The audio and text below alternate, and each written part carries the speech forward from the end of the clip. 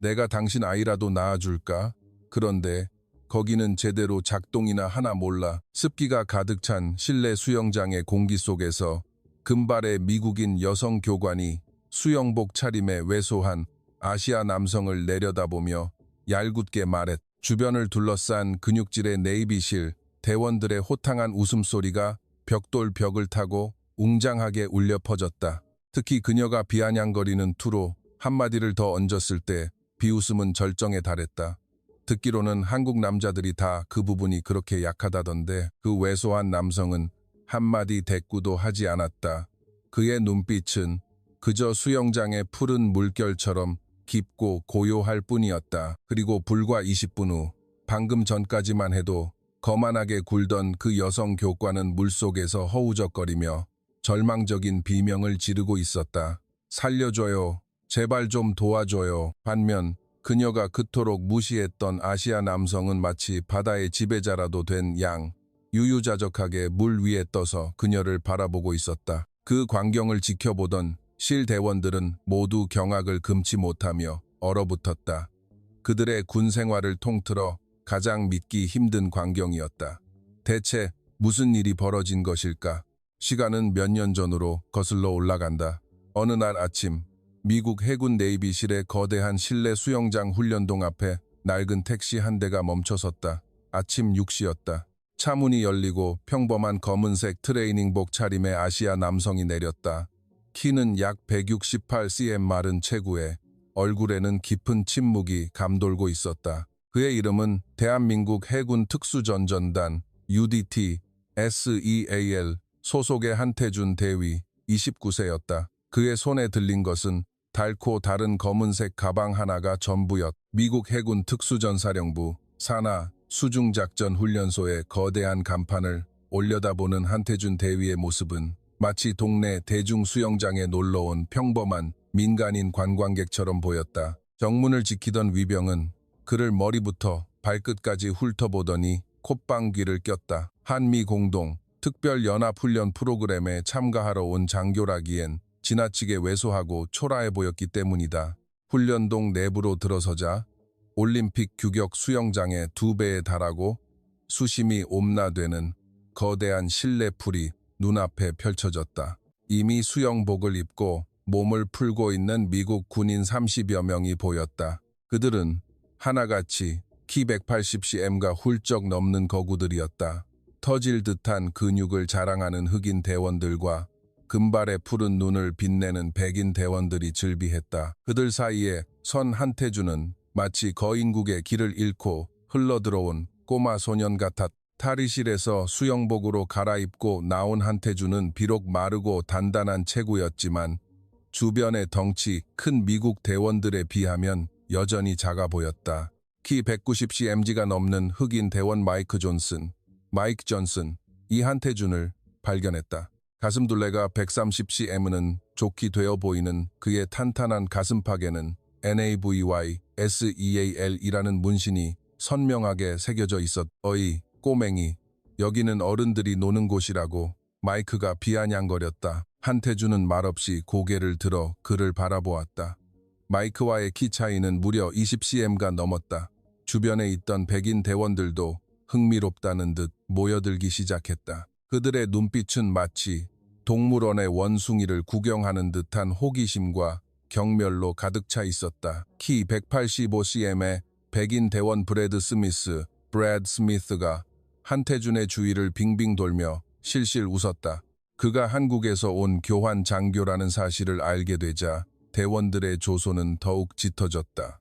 이게 진짜 한국 특수부대원이라고. 실 대원들 사이로 비웃음 섞인 의구심이 빠르게 번져나갔다. 바로 그때 금발의 푸른 눈을 가진 여성이 다가왔다. 미 해군 소속의 25세 여성 교관 제시카 윌슨 중이었다.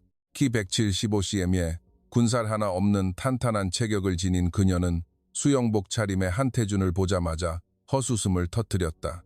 제시카는 한태준의 앞에 서서 그를 내려다보았다. 여성인 그녀보다도 한태준은 키가 작았다. 귀엽게 생겼네. 그녀는 마치 강아지를 예뻐하듯 한태준의 어깨를 툭툭 치며 말했다.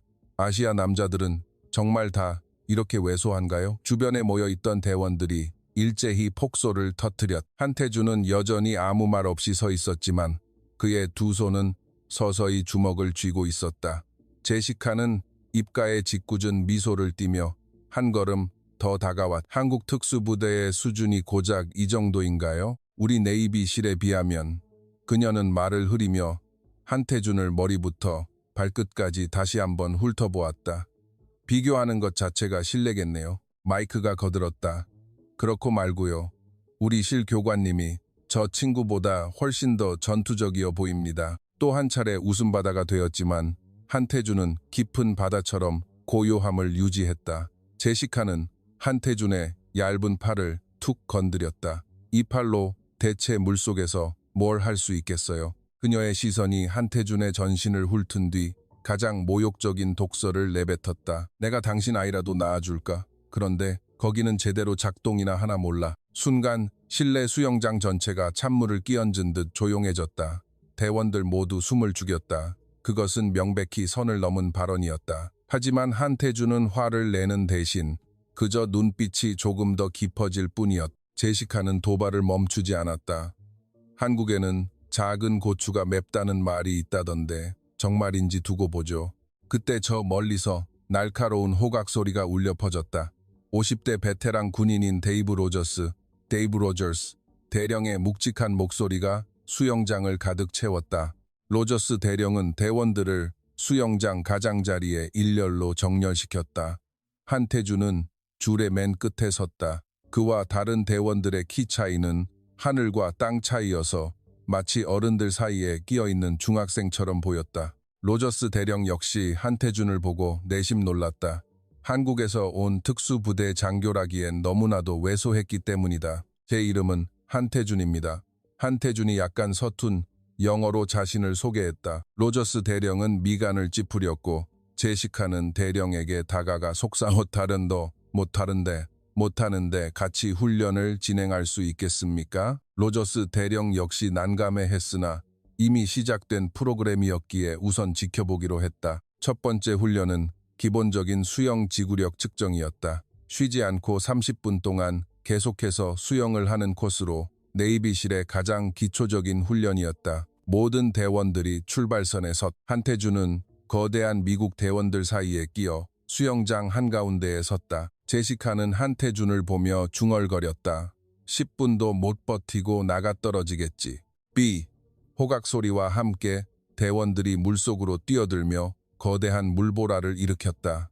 하지만 물속에 들어간 순간 한태준은 완전히 다른 사람으로 변했다. 그는 마치 물고기처럼 아주 고요하고 규칙적이며 자연스럽게 물살을 가르기 시작했다. 5분이 지나고 10분이 지나고 20분이 흘렀다.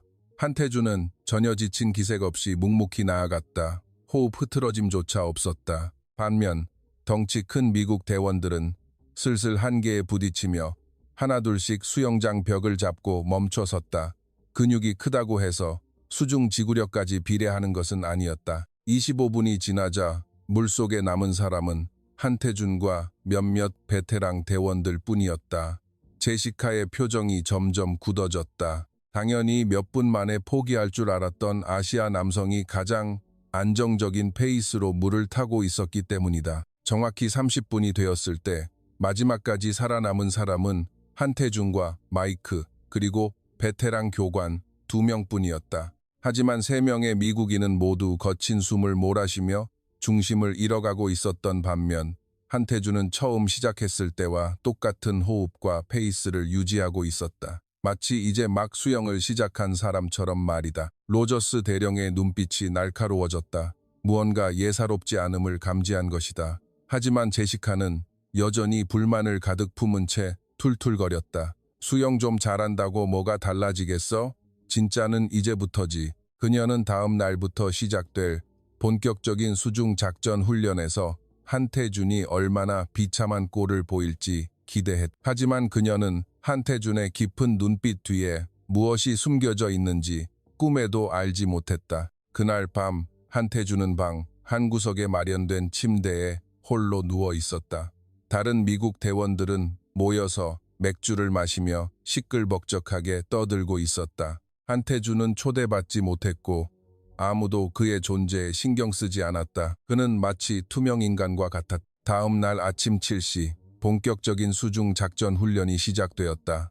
로저스 대령은 대원들을 수영장 앞에 집합시켰다.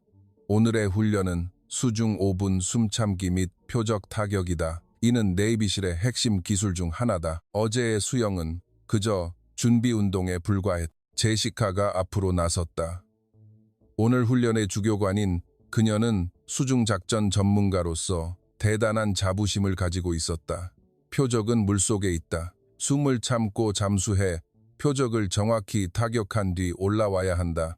그녀의 시선이 한태준에게 멈췄다. 자신 없으면 지금이라도 포기해라. 괜히 망신당하지 말고. 주변 대원들이 킥킥거리며 웃었다. 한태준은 그저 침묵을 지켰다. 첫 번째 도전자는 마이크였다. 거구의 흑인 대원이 물속으로 거침없이 뛰어들었다. 그는 수심삼 아래로 잠수해 표적을 타격하고 3분 10초 만에 물 위로 올라왔. 훌륭해. 제시카가 박수를 보냈다. 두 번째는 브래드였다. 그 역시 3분 20초라는 우수한 성적으로 임무를 완수했다. 다른 대원들도 차례로 도전했고 평균 4분 미만의 우수한 성적을 기록하며 네이비 실다운 기량을 뽐냈다. 마침내 한태준의 차례가 되었다. 자, 이제 우리 특별 손님의 차례네. 제시카의 목소리에는 비아냥이 가득했다. 물 무서워하는 건 아니겠지? 대원들이 웅성거리며 웃었다. 수영장 가장자리에 선 한태준의 체구는 여전히 왜소하고 애처로워 보였다. 제시카가 도발을 이어갔다. 아시아인들은 폐활량이 작다던데 정말인가요? 1분도 못 버티고 올라오는 건 아니겠죠? 마이크가 맞장구를 쳤다. 한태준은 마치 오랜 친구를 만난 듯 깊고 푸른 물을 내려다보았다. 그는 조용히 숨을 크게 한 번, 두 번, 세 번 들이마신 뒤 물속으로 몸을 던졌다. 퐁당하는 소리와 함께 그가 가라앉아 물 표면은 이상할 정도로 고요해졌다. 대원들이 타이머를 누르고 시간을 재기 시작했다. 1분이 지났지만 한태준의 모습은 보이지 않았다. 2분이 지나도 여전히 잠잠했다. 3분이 지나자 제시카의 얼굴에 의아한 빛이 감돌기 시작했다. 저 친구 밑에서 뭐하고 있는 거야? 4분이 흐르자 다른 대원들도 웅성거리기 시작했다. 물속에서 무슨 일 생긴 거 아니야? 5분이 지나자 모두의 표정이 심각해졌다. 네이비실 대원이라 할지라도 아무 장비 없이 물속에서 5분을 버티는 것은 결코 쉬운 일이 아니었다. 구하러 들어가야 하는 거 아닙니까? 브래드가 뛰어내리려던 찰나 툭 하고 한태준의 머리가 마치 잠수함이 부상하듯 부드럽게 수면 위로 솟아올랐다. 그는 거친 숨을 내쉬기는커녕 아무 일 없었다는 듯 평온하게 수영장 벽으로 헤엄쳐 왔다. 그의 호흡은 완전히 안정되어 있었다. 끝났습니다. 한태준의 목소리는 지극히 평온했다. 로저스 대령이 타이머를 확인했다. 7분 30초.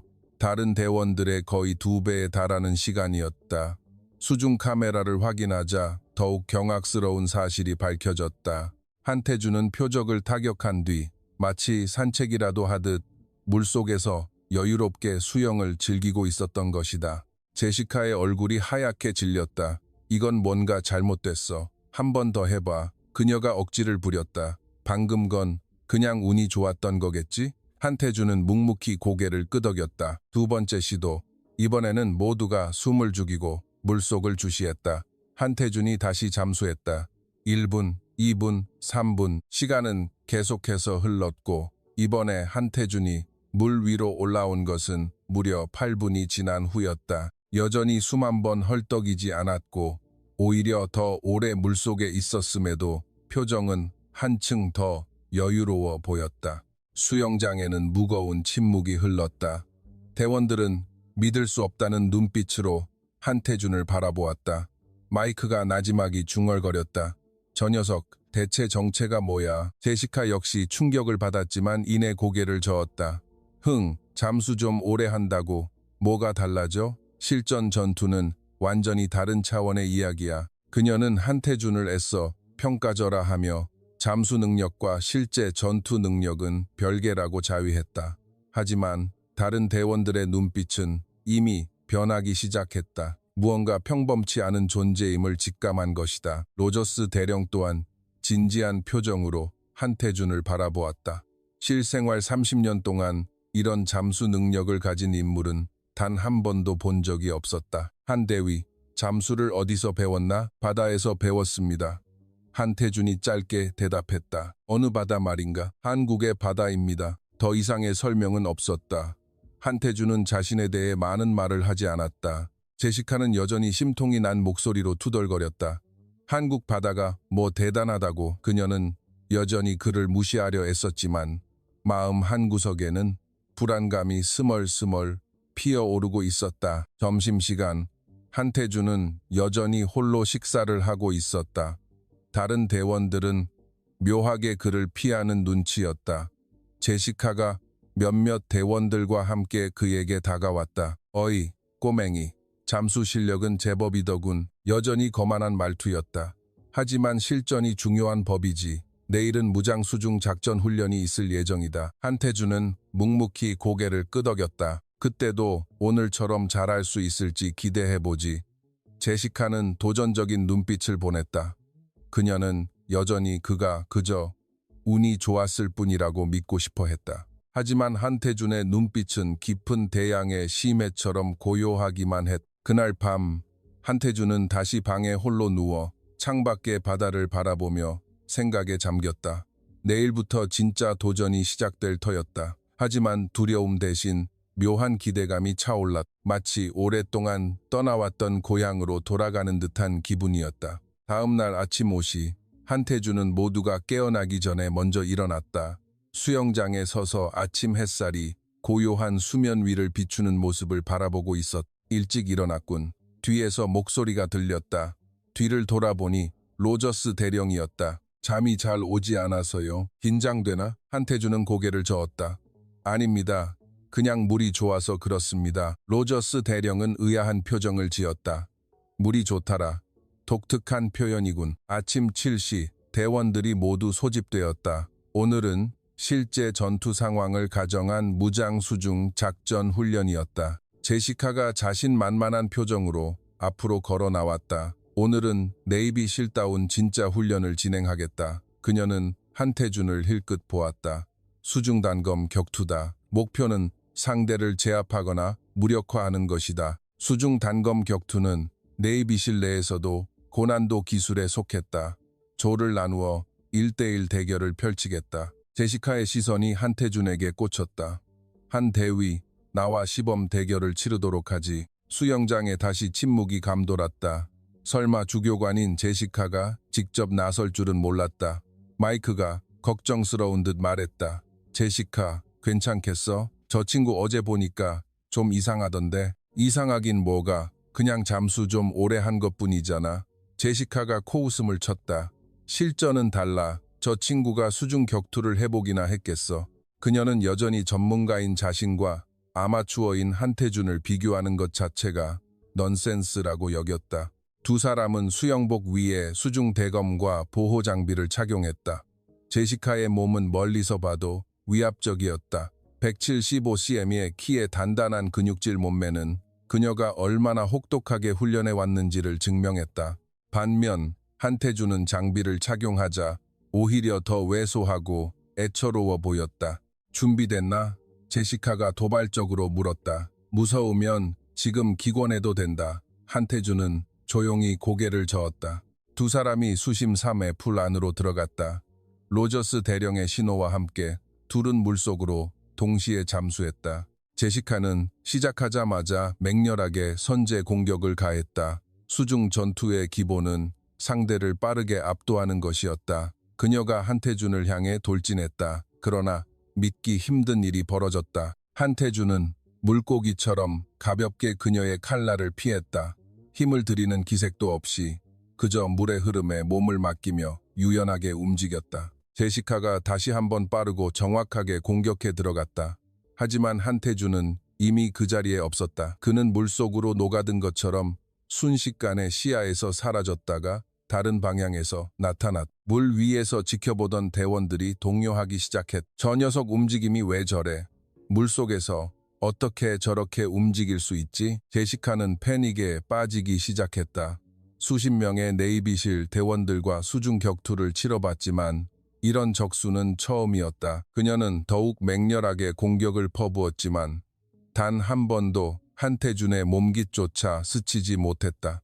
반대로 한태준은 그녀의 모든 움직임을 꿰뚫어 보고 있는 듯했다. 그는 마치 물속에서 태어난 존재처럼 자유자재로 움직였다. 2분이 지나자 제시카의 호흡이 거칠어졌다. 3분이 지나자 그녀의 움직임이 현저히 느려졌다. 반면 한태준은 여전히 여유로웠고 지친 기색이 전혀 없었다. 수중 격투가 시작된 지 무려 20분 후 물 위에서는 마치 영겁의 시간 같았다. 지칠 대로 지친 제시카는 허우적거리며 간신히 수면 위로 올라와 숨을 몰아쉬며 수영장 벽을 붙잡았다. 간신히 숨을 고르고 뒤를 돌아보았지만 한태준은 여전히 물속에 있었고 위로 올라올 생각조차 하지 않았다. 그가 물속에 잠수한 지 무려 5분이 더 지난 후에야 그는 미동도 없이 고요하게 수면 위로 모습을 드러냈다. 그의 호흡은 처음과 다름없이 완벽하고 차분했다. 수영장 안은 쥐 죽은 듯 조용해졌다. 로저스 대령은 넋을 잃고 멍하니 서 있었다. 네이비실에서 보낸 30년 세월 동안 물속에서 저토록 경이롭게 움직이는 인간은 단 한 번도 본 적이 없었다. 마이크가 중얼거렸다. 저게 정말 사람이야? 다른 대원들 역시 믿을 수 없다는 표정이었다. 최고의 엘리트이자 전문 교관인 제시카가 완전히 압도당한 것이다. 수영장 벽에 기대어 가쁜 숨을 몰아쉬던 제시카는 한태준을 매섭게 노려보았다. 그녀의 자존심은 갈기갈기 찢겨나갔다. 그녀는 소리를 지르며 다시 일어서려 했다.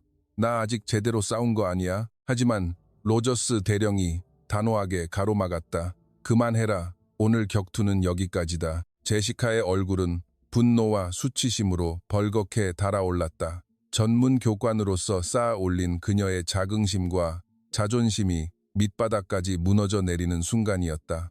대체 저 녀석 정체가 뭡니까?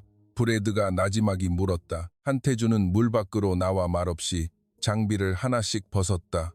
로저스 대령이 그에게 다가갔다. 한대위, 방금 그 수중 격투 기술은 어디서 배운 건가? 물속에서 배웠습니다. 한태준의 대답은 이번에도 짧았다. 구체적으로 그게 어디란 말인가? 바다인가? 그렇습니다. 더 이상의 설명은 없었다. 한태준은 자신에 대해 많은 말을 얹지 않았다. 점심시간, 식당 안의 공기는 어제와 완전히 달라져 있었다. 이제 대원들은 한태준을 두려움과 호기심이 뒤섞인 눈빛으로 바라보고 있었다. 자존심에 깊은 상처를 입은 제시카는 식당 구석에 홀로 앉아 있었다. 마이크가 조심스럽게 한태준에게 다가왔다. 어이, 친구, 너 진짜 한국 사람 맞아? 한태준이 고개를 끄덕였다. 한국에 저런 걸 하는 곳이 따로 있는 거야? 잘 모르겠습니다. 한태준의 모호한 답변에 대원들은 저마다 수군거렸다. 무언가 평범치 않은 배경이 숨겨져 있는 것이 분명했지만 한태준의 정체는 여전히 베일에 쌓여 있었다. 그는 과묵했고 자신에 대해 자랑하지 않았다. 하지만 확실한 것 한 가지는 이제 아무도 그를 함부로 무시하지 못한다는 사실이었다. 그날 밤 제시카는 홀로 수영장을 찾았다. 구겨진 자존심을 회복하기 위해 혼자 연습에 몰두했다. 하지만 아무리 노력해 보아도 한태준이 보여준 움직임이 자신과 구체적으로 무엇이 다른지 도무지 이해할 수 없었다. 그녀가 혼자 머리를 싸매고 중얼거리던 그때 등 뒤에서 부드러운 발자국 소리가 들려왔다. 한태준이었다. 아직도 훈련 중이십니까? 그의 목소리는 차분했다. 제시카가 뒤를 돌아보았다. 한태준의 얼굴에는 어떠한 조롱도 승리감에 젖은 거만함도 없었다. 오직 깊고 평온한 빛뿐이었다. 당신, 대체 정체가 뭐예요? 제시카가 단도직입적으로 물었다. 한태준은 잠시 머뭇거리더니 짤막하게 답했다. 그저 바다를 사랑하는 사람일 뿐입니다. 여전히 수수께끼 같은 대답이었지만 다음 날 더 큰 시련이 기다리고 있었다. 실제 전투와 완전히 동일한 상황 속에서 한태준은 어떤 모습을 보여줄 것인가. 한 달이 지나면서 한태준에 대한 소문은 훈련소 전체로 퍼져나갔다. 그 왜소한 한국인 녀석이 물에만 들어가면 완전히 딴 사람이 된다더라.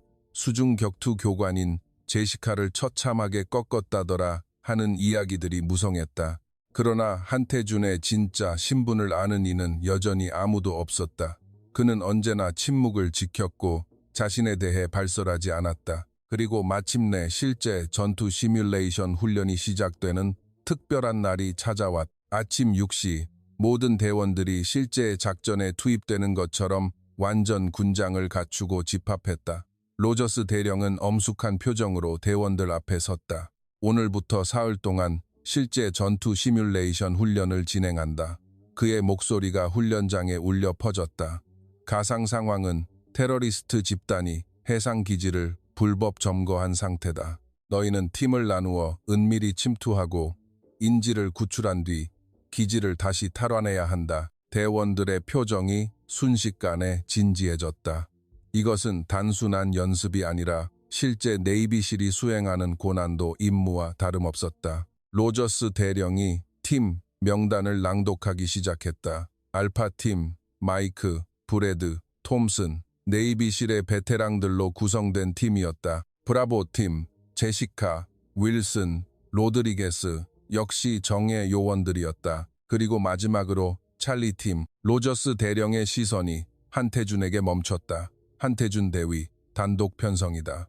순간 대원들 사이에서 동요가 일었다. 혼자라고, 팀 훈련인데 혼자 작전을 수행하라고 하시는 겁니까? 제시카가 앞으로 나서며 항의했다. 대령님, 그건 너무 불공평합니다. 아무리 기량이 뛰어나다 한들 한 개인이 다수의 정예팀을 상대하는 것은 무리입니다. 로저스 대령이 그녀의 말을 잘랐다.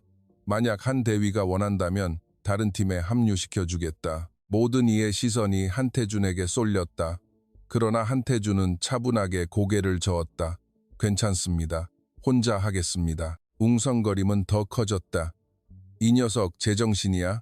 아무리 물속에서 뛰어나다고 한들 혼자서 작전을 수행하겠다니 미친 짓이나 다름없었다. 하지만 한태준의 얼굴은 여전히 호수처럼 평온했다. 오후 3시, 마침내 시뮬레이션이 시작되었다. 작전지는 실제 해상 석유 시추선과 똑같이 만들어진 거대한 해상 인공 구조물이었다. 알파팀과 브라보팀은 각각 6명씩 완전 무장을 한 채 고속 침투정을 타고 출발했다. 반면 한태준에게 주어진 것은 오직 기본적인 잠수 장비와 최소한의 무기뿐이었다. 진짜 혼자 할 수 있겠어? 마이크가 출발 직전 마지막으로 물었다. 한태준은 그저 묵묵히 고개를 끄덕였다. 작전 개시 신호와 함께 세 팀이 동시에 움직였다. 알파팀과 브라보팀은 정교한 전술을 구사하며 구조물에 접근했다. 고속정의 거친 모터 소리가 밤하늘과 바다를 갈랐다. 하지만 그 어디에서도 한태준의 흔적은 찾을 수 없었다. 10분이 지나고 알파팀은 구조물의 동쪽에서, 브라보팀은 서쪽에서 은밀히 침투를 시도했다. 여전히 한태준의 행방은 묘연했다. 작전 개시 20분이 흐르자 두 팀은 가상의 테러리스트들과 격렬한 교전을 벌이기 시작했다. 모의 탄환을 사용했지만 현장의 긴장감은 실제 전장과 다름없었다. 바로 그때 통제실에서 훈련 상황을 모니터링하던 로저스 대령이 눈을 휘둥그레 뜨며 소리쳤다. 잠깐, 이게 뭐야? 수중 감시. 카메라 화면에 무언가 잡힌 것이었다. 해상 구조물의 거대한 지지대 깊은 곳, 수심 아래에서 무언가 움직이고 있었다. 한태준이었다. 그는 아무도 예상하지 못한 구조물, 최하단 심해를 통해 천천히 침투하고 있었다. 저 깊이에서 산소 공급도 없이 어떻게 숨을 쉬는 겁니까? 기술 요원이 경악스럽게 물었다. 하지만 한태준은 아무런 문제도 없다는 듯 물고기처럼 자연스럽게 수중을 헤엄쳐 가고 있었다. 작전 개시 30분째, 알파팀과 브라보팀이 구조물 외부에서 여전히 치열한 총격전을 벌이고 있던 그 순간 구조물 내부에서 요란한 경보음이 울리기 시작했다. 무슨 일이야? 누군가 중앙 통제실 서버룸에 침입했습니다. 통제실은 발칵 뒤집혔다. 수중과 내부 카메라를 확인한 요원들은 자신들의 눈을 의심했다. 한태준이 이미 구조물의 심장부에 침투해 있었던 것이다. 더욱 놀라운 것은 그의 몸이 물에서 방금 나온 사람이라고는 믿기지 않을 정도로 뽀송뽀송하게 말라 있었다는 점이다. 어떻게 물 한 방울 묻히지 않고 그곳까지 들어갈 수 있었단 말인가. 모두가 충격에 휩싸였다. 작전 개시 40분 후 시뮬레이션 종료 부저가 울렸다. 결과는 참담할 정도로 충격적이었다. 알파팀과 브라보팀은 아직 구조물 내부로 진입조차 하지 못한 채 외부에서 교전 중이었던 반면 한태준은 혼자서 모든 가상 테러리스트를 사살하고 인지를 전원 무사히 구출해냈다. 단 한 명이 말이다. 로저스 대령은 넋이 나간 듯 가만히 서 있었다. 네이비실에서 근무한 30년 동안 이런 말도 안 되는 단독 작전 성공은 본 적이 없었다. 제시카 역시 온몸이 굳어버렸다. 자신들이 팀을 이루어서도 해내지 못한 일을 한태준은 혼자서 가볍게 해치운 것이다. 저녁 식사 시간, 식당에서 한태준을 애워싼 대원들의 눈빛에는 이제 경멸 대신 진정한 경외심과 호기심이 가득 차 있었다. 어이 친구, 대체 어떻게 한 거야? 마이크가 흥분해서 물었다. 한태준은 평온하게 대답했다. 배수관을 타고 들어갔습니다. 배수관이라고? 그게 가능한가? 해상 구조물 최하단부에는 내부 통제실과 연결된 거대한 배수 파이프라인이 있습니다. 그 길을 따라 올라가면 물을 묻히지 않고 내부로 침투할 수 있습니다. 브래드가 고개를 가로저었다. 하지만 그 배수관 입구는 수심, 심임 아래에 있잖아. 대체 산소통도 없이 숨은 어떻게 쉰 거지? 한태준은 잠시 머뭇거리다가 무덤덤하게 답했다. 물속에서 10분 정도 숨을 참았습니다. 10분을 대원들은 경악을 금치 못했다. 그때 제시카가 조심스럽게 물었다. 당신 정말 그냥 평범한 한국 특수부대원 맞나요? 한태준은 그녀를 바라보았다. 그의 얼굴에 아주 잠깐 망설임이 스쳤다. 그저 바다와 함께 자란 사람일 뿐입니다. 여전히 수수께끼 같은 답변이었지만 한 가지 사실만큼은 명확해졌다. 한태준은 그들이 평생 만나온 그 어떤 군인과도 격이 다른 존재라는 사실이었다. 그날 밤 로저스 대령은 집무실에 홀로 앉아 한태준의 군인사 기록카드를 꼼꼼히 훑어보았다. 하지만 기록에는 그저 아주 평범한 경력만 적혀 있을 뿐 특별한 실전 경험이나 수중 특수훈련, 이수 내역은 전혀 없었다. 도대체 자네 정체가 무엇인가? 대령은 혼잣말로 중얼거렸다. 마침내 훈련의 마지막 날이 다가왔다. 지난 나흘간 한태준은 끊임없이 경이로운 결과를 만들어냈다.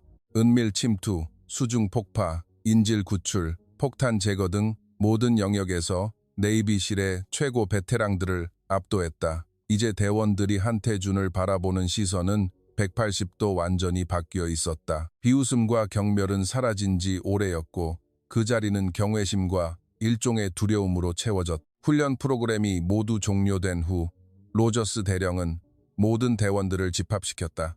이것으로 한 달간의 합동연합훈련이 끝났다. 대령의 목소리는 무겁고 엄숙했다.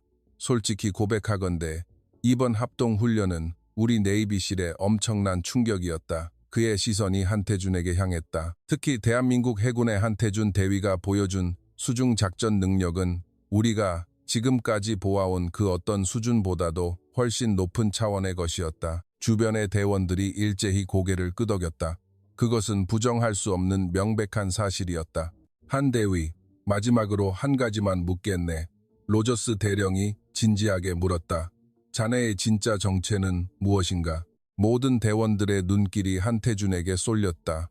지난 한 달간 그들 모두가 머릿속에서 지우지 못했던 가장 큰 의문이었다. 한태준은 잠시 침묵을 지키다가 마침내 천천히 입을 열었. 저는 대한민국 해군 특수전전단 UDT SEAL의 요원이자 비밀 수중 침투를 전담하는 해군 첩보부대 UDU의 선봉 요원 출신입니다. 순간 훈련장 전체에 무거운 침묵이 감돌았다. 첩보부대 요원 마이크가 되물었다. 그렇습니다. 한태준이 설명했다. 수중 침투와 첩보 수집, 파괴 공작을 전문으로 하는 특수 요원입니다. 브래드가 경악하며 물었다. 한국에 그런 비밀 부대가 진짜 존재한단 말인가? 예, 1950년대부터 혹독한 훈련과 실전을 치러온 부대입니다. 로저스 대령의 얼굴이 하얗게 질렸다. 그 역시 동아시아 특수부대 중 가장 가혹한 훈련을 받는다는 한국의 수중 침투 비밀 첩보 부대에 대한 문서를 읽은 적이 있었기 때문이다. 자네가 진짜 그 전설적인 특수 요원이란 말인가? 그렇습니다. 저는 12년 동안 복무해왔습니다. 대원들은 모두 깊은 충격에 빠졌. 그들이 그저 왜소하고 평범한 군인이라 여겼던 한태준은 사실 대한민국에서 가장 잔혹하고 지옥 같은 훈련을 뚫고 살아남은 최정예 인간 병기였던 것이다. 제시카가 떨리는 목소리로 물었다. 그럼 처음부터 우리를 속인 건가요? 한태준은 고개를 저었다. 속인 적은 없습니다. 그저 먼저 말하지 않았을 뿐입니다. 아무도 저에게 묻지 않았으니까요. 순간 훈련장 전체에 무거운 정적이 흘렀다. 그렇다. 처음부터 그들은 한태준을 겉모습만 보고 무시했고 그의 진짜 신분이나 목소리에는 단 한 번도 귀를 기울인 적이 없었다. 마이크가 멍한 표정으로 말했다. 그렇다면 우리가 한 달 동안 수행했던 훈련들이 당신에게는 그저 식은 죽먹기였겠군. 아닙니다. 저 역시 배운 점이 참 많습니다. 한태준이 겸손하게 답했다. 특히 네이비실의 체계적인 전술과 장비 운용법은 정말 훌륭했습니다. 하지만 그 자리에 있는 그 누구도 그의 말을 고지 듣지 않았다. 한태준이 보여준 개인 기량은 이미 네이비실의 한계를 한참 초월해 있었기 때문이다. 로저스 대령이 물었다. 자네 부대에서는 주로 어떤 임무를 수행하나? 수중, 은밀 침투, 주요 시설 타격, 적 후방 교란, 그리고 극비대 테러 작전 등입니다. 적진 침투 말인가? 그렇습니다. 적의 심장부나 삼엄한 경계망을 뚫고 은밀히 잠입하는 일입니다. 그 말을 들은 대원들의 얼굴이 더욱 창백해졌다. 그것은 네이비실에서도 가장 치명적이고 생존율이 낮은 극비 임무였다. 브래드가 조심스럽게 물었다. 자네도 실제로 그런 작전에 투입된 적이 있나? 한태준은 잠시 침묵을 지키다 대답했다. 예, 여러 번 투입되었습니다. 어느 지역이었나? 군사 기밀이라 말씀드릴 수 없습니다. 하지만 그 짤막한 답변 하나만으로도 충분했다. 제시카가 믿을 수 없다는 듯 물었다. 그럼 실제 전투 경험이 있다는 뜻인가요? 그렇습니다. 얼마 동안이나 실전에 투입되었습니까? 약 7년 정도 됩니다. 훈련장에 차가운 정적이 흘렀다. 7년간의 혹독한 실전 경험. 그것은 여기 모인 네이비, 실베테랑 대원들 대부분보다도 훨씬 더 길고 위험한 실전 경력이었다. 마이크가 떨리는 목소리로 물었다. 그렇다면 지난 한 달 동안 우리가 당신을 무시하고 비웃었던 모든 행동들이 괜찮습니다. 한태준이 평온하게 말을 가로막았다.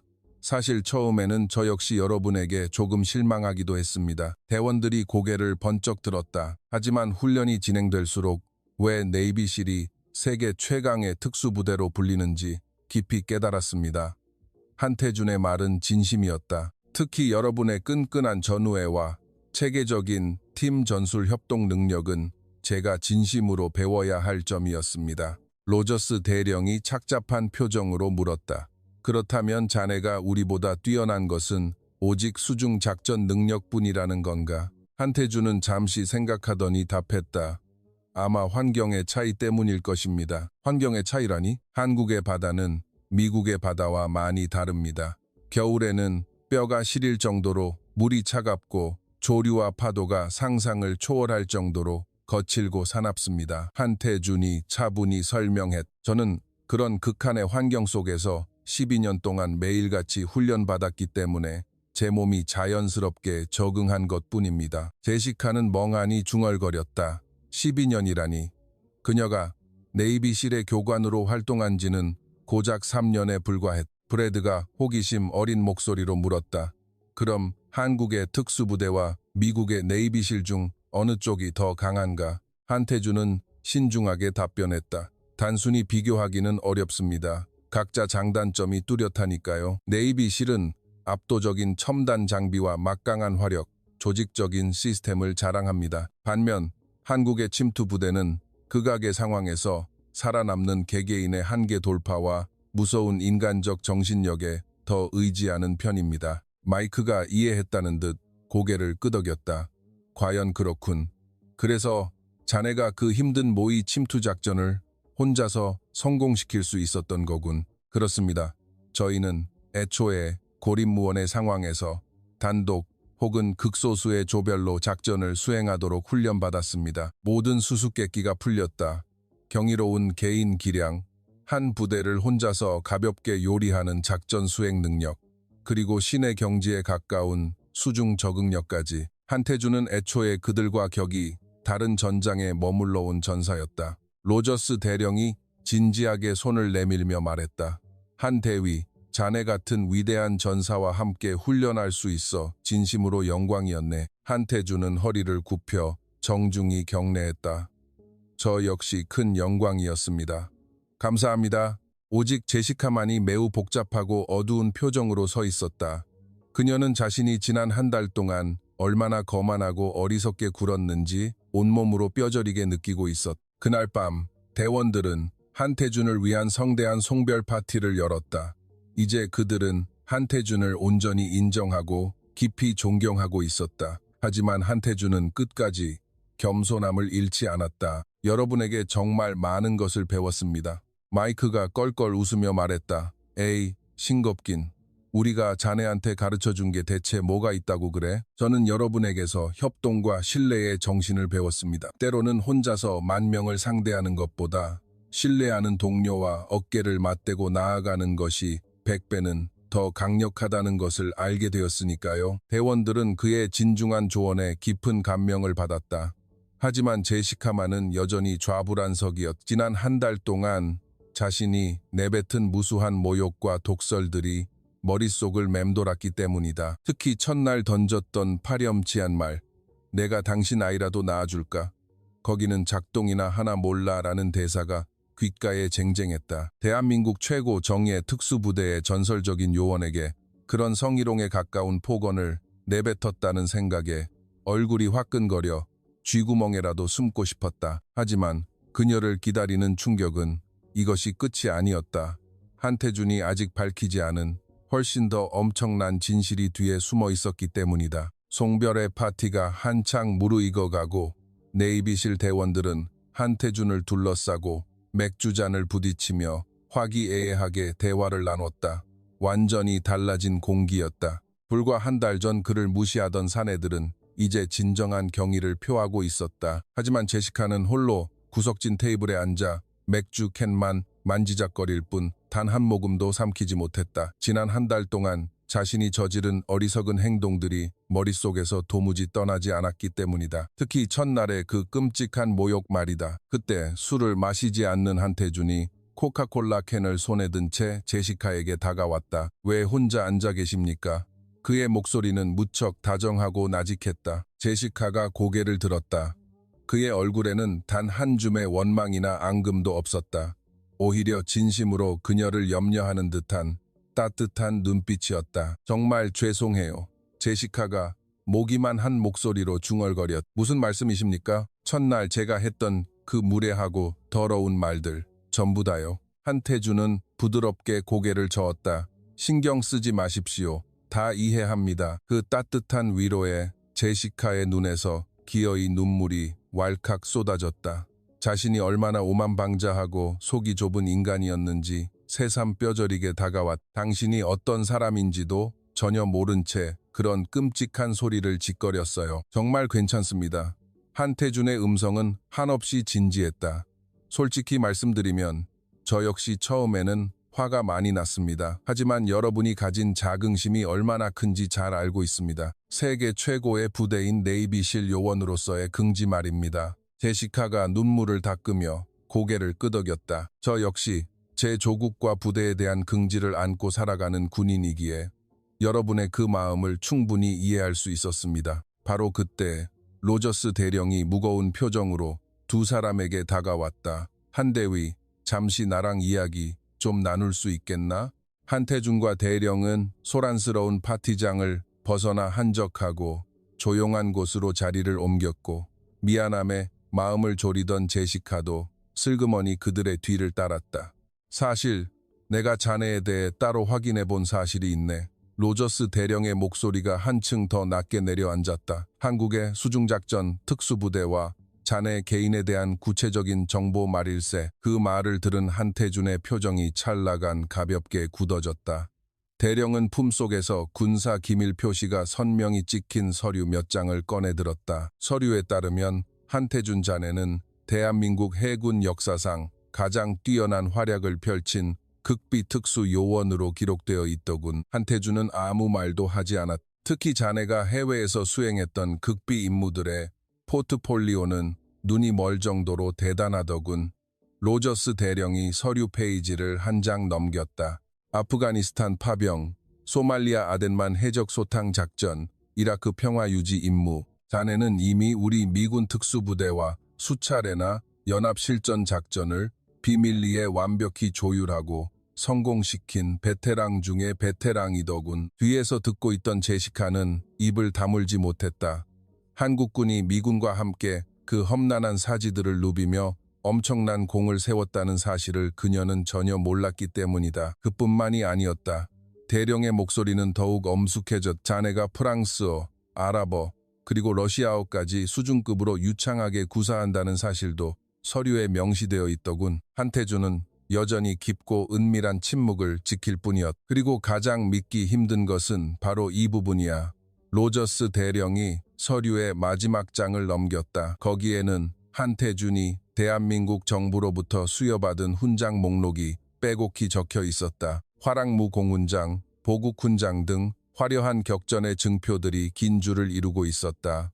대령은 그 훈장들의 명칭을 하나하나 나지막이 소리내어 읽어나갔다. 로저스 대령이 제시카를 바라보며 물었다. 제시카, 이게 무엇을 의미하는지 아나? 제시카가 어안이 벙벙한 표정을 짓자 대령이 답했다. 이 서류의 주인공이 대한민국이 인정하는 불세출의 전쟁 영웅이라는 뜻이다. 로저스 대령의 설명이 이어졌다. 이 정도의 무공훈장을 받으려면 국가와 세계 평화를 위해 자신의 목숨을 말 그대로 기꺼이 내던지는 사선을 수도 없이 넘나들어야만 가능하단다. 제시카의 얼굴이 종이장처럼 창백하게 질려갔다. 자신이 한 달 내내 가혹하게 깔보고 희롱했던 아시아 남성이 실상은 범접할 수도 없는 국가적 영웅이었다는 충격적인 진실 앞에 그녀는 사지를 떨었다. 그리고 이것보다 더 믿을 수 없는 기록이 하나 더 있네.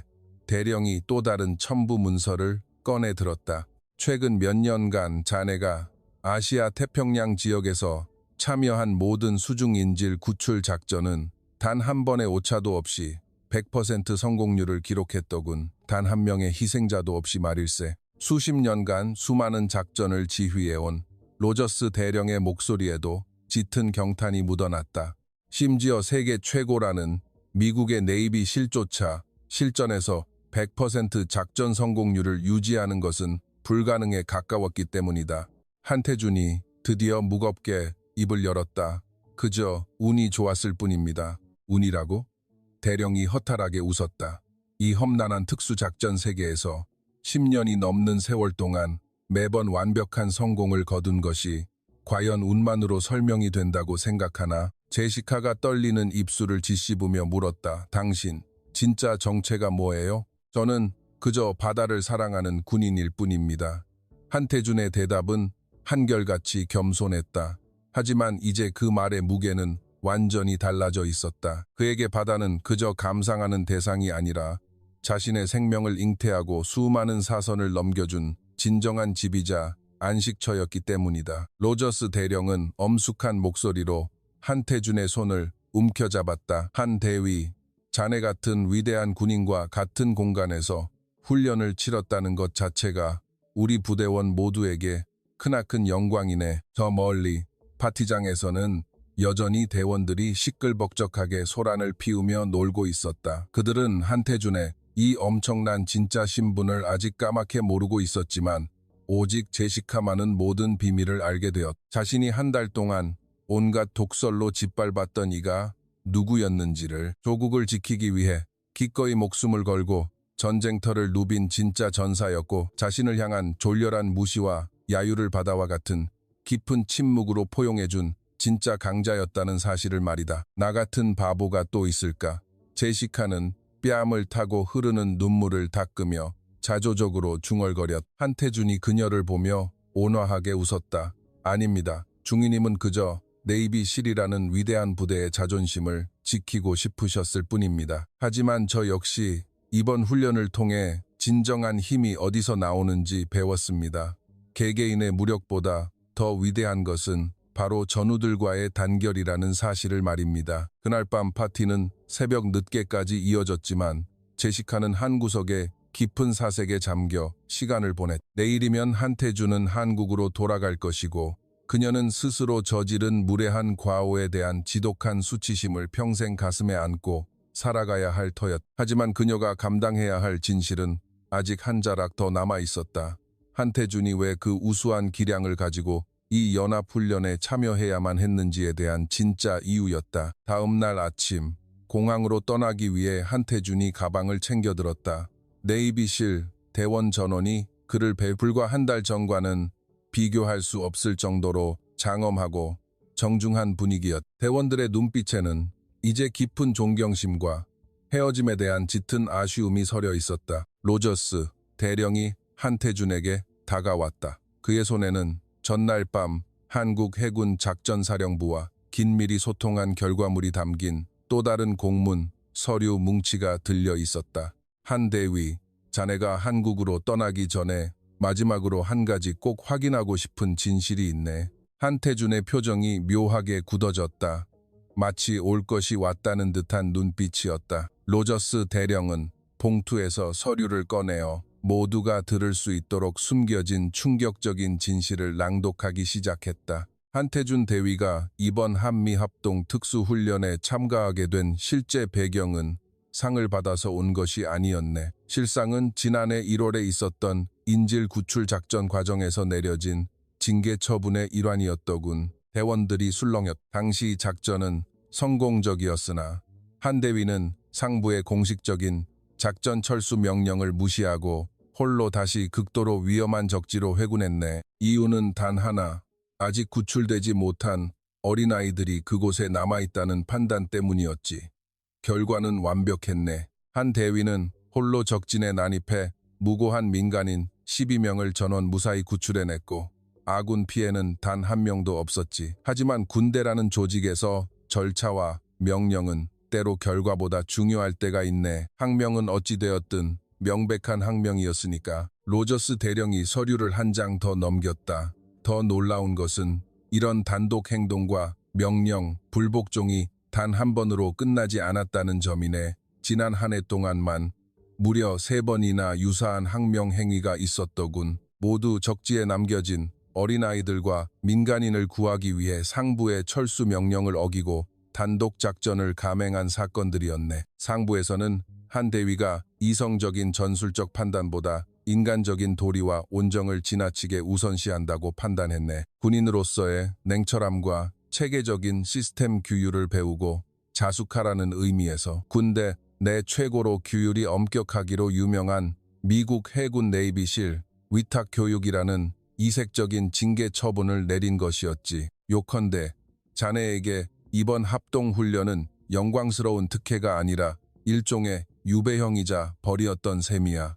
그 숨겨진 진실이 밝혀지자 주변을 둘러싸고 있던 실대원들은 엄청난 충격에 휩싸였다. 특히 제시카는 머리를 무기로 얻어맞은 듯 멍해진 채 얼굴이 새하얗게 질렸다. 자신이 한 달 동안 거기가 작동이나 하느냐며 온갖 천박한 조롱을 던지고 짓밟았던 이 남자가 실상은 자신의 목숨과 군인으로서의 커리어까지 전부 내던지며 울부짖는 어린아이들과 민간인들을 구하기 위해 사지로 뛰어든 진정한 의미의 살아있는 성자이자 영웅이었다는 사실. 앞에 가슴이 미어질 듯 아파왔다. 대령의 낭독이 이어지는 동안 한태준은 그저 조용히 고개를 숙이고 있을 뿐이었다. 그의 얼굴의 감도는 붉은기는 항명사실이 부끄러워서가 아니라 자신의 독단적인 행동이 조국과 부대에 누를 끼쳤다는 생각에서 우러나온 지극히 겸손한 미안함이었다. 로저스 대령이 서류를 덮고 엄숙하게 물었다. 한 대위, 자네는 그 행동을 후회하나? 한태준은 주저없이 단호하게 대답했다. 전혀 후회하지 않습니다. 만약 다시 동일한 상황이 닥친다 해도 저는 똑같은 선택을 내릴 것입니다. 그 짧은 한마디가 연병장에 울려 퍼진 순간 그곳에 모인 모든 군인들은 심장 깊숙한 곳에서 우러나오는 전율을 느꼈다. 이것이 바로 진정한 군인의 품격이자 진짜 영웅의 심장이었다. 군대의 명령과 규율은 절대적이지만 억울하게 죽어가는 인간의 생명보다 앞설 수는 없다는 숭고한 신념. 제시카는 참지 못하고 끝내 소리 없이 눈물을 흘렸다. 자신이 행했던 지난날의 거만함이, 그리고 첫날 던진 그 유치하고 추악한 폭언들이 날카로운 얼음 송곳이 되어 그녀 자신의 심장을 갈기갈기 찢어 발기는 듯했다. 그럼에도 한태준은 끝끝내 자신을 낮췄다. 저는 영웅이 아닙니다. 그저 그 상황에서 군인이 해야 할 당연한 도리를 다했을 뿐입니다. 오히려 저는 이번 네이비 실과의 훈련을 통해 팀원 간의 조화와 규율의 무서움을 뼈저리게 배웠습니다. 혼자 100걸음을 나아가는 것보다 동료들과 함께 어깨를 겹고 한 걸음을 내딛는 것이 얼마나 위대한지를 말입니다. 로저스 대령은 대원들을 돌아보며 가슴 벅찬 음성으로 선언했다. 한 대위가 우리 부대에 온 것은 결코 징계가 아니었네. 그것은 우리 네이비실에게 신이 내려주신 크나큰 축복이었네. 대령의 말에 연병장에 모인 대원들 모두가 뜨거운 함성과 박수로 동조했다. 한태준은 그들에게 진짜 군인이 가져야 할 자세가 무엇인지, 진짜 용기의 본질이 무엇인지를 몸소 증명해 주었다. 대원들은 가슴 깊이 참회했다. 이전까지 자신들은 그저 잘 훈련된 살상 기계이자 네이비실이라는 오만한 간판을 두른 자만에 빠져 살았을 뿐이지만 이제야 비로소 군인으로서 품어야 할 진짜 긍지와 신념이 무엇인지를 깨달았다고 입을 모았다. 마침내 수송차가 대기하고 공항으로 떠나야 할 시간이 찾아왔다. 한태준이 낡은 검은색 가방을 들어 올리자 대원들이 그를 애워싸고 뜨거운 악수와 포옹을 건넸다. 제시카는 그의 앞에 서서 두 눈을 맞추며 가슴 깊은 곳에서 우러나오는 진심 어린 사죄를 건넸다. 정말 무례했습니다. 용서해 주세요. 한태준은 부드러운 미소로 그녀의 손을 맞잡았다. 오히려 제가 감사드립니다. 중위님의 도발 덕분에 제 내면을 다시 한번 되돌아보고 더 강해질 수 있었습니다. 처음에는 분노가 일었지만 그것을 인내하고 품어내면서 진정한 힘이 어디서 싹트는지를 다시금 배울 수 있었습니다. 그는 작별의 인사를 남겼다. 바다는 세계의 모든 곳을 하나로 연결해 줍니다. 우리의 마음도 결국은 하나일 것입니다.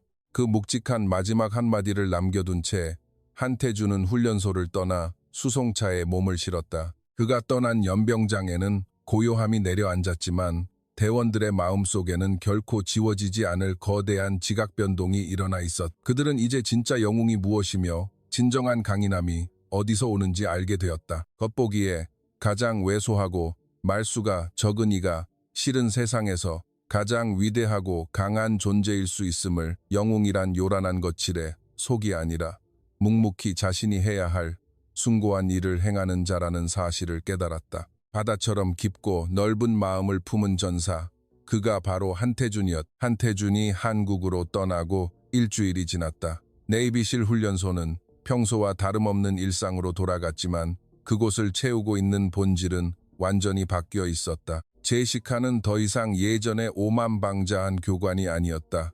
그녀는 타인의 겉모습을 보고 함부로 평가하는 어리석은 짓을 두 번 다시 하지 않았다. 특히 외국에서 온 위탁 장교들을 대할 때는 진심 어린 존중과 겸손을 갖추었다. 마이크와 브래드 역시 마찬가지였다. 네이비실 요원으로서의 긍지는 가슴속에 고이 간직하되 그것이 타인을 얕잡아 보거나 무시할 권리가 될 수 없음을 마음 깊이 새겼다. 로저스 대령은 자신의 사무실 한가운데에 한태준과 함께 찍은 기념사진을 액자에 넣어 걸어두었다. 그리고 새로 부임하는 신임 교관이나 대원들에게 한태준의 이야기를 들려주며 진정한 용기와 위대한 리더십이 무엇인지를 알려주는 살아있는 지침서로 삼았다. 한편 한국으로 돌아온 한태준 대위는 자신의 원래 소속 부대로 복귀했다.